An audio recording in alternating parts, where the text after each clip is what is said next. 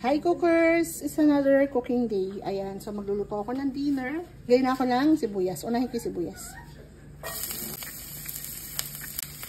Luya. So itong iluluto ko dinner, pero alam niyo ba na itong ulam na to is mas maganda to sa umaga. Ayan, kasi pampagising. Bawang. So ngayon lalagay ko na yung ground beef. Pwede kayong gumamit ng ground pork. So, itong ground beef ko, ano to, more than 500 grams. So, ito-flat ko muna. Ayan. Nalagay lang akong salt and pepper. Tab ko lang.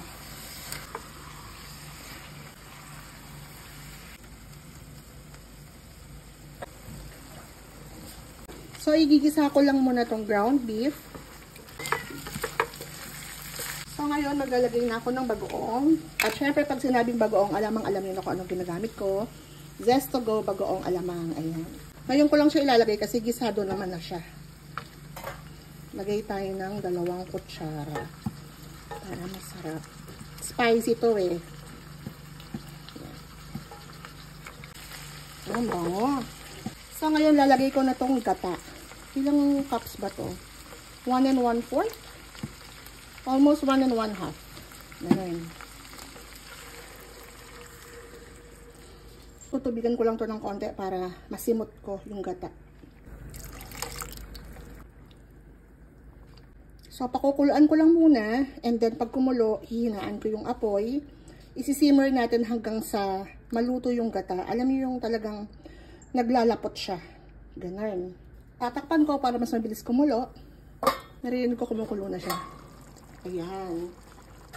So, ngayon kumukulo na siya, hihinaan ko na. Simmer na lang. Siguro mga 5 minutes. Or ito check ko na lang.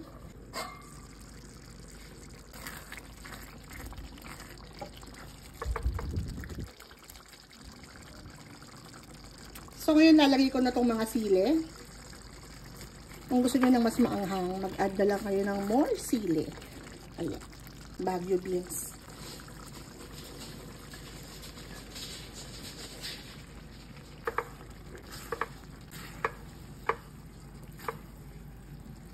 Ayaw namin ng masabaw pag ganitong luto. At tamang-tama naman, malapit na rin maluto yung sinain namin. So, sinimmer ko lang to ng mga 3 minutes. So, check na natin. Yan. Okay na sa akin tong ganitong sarsay niya. So, titikman ko muna para makapag-adjust ako sa lasa.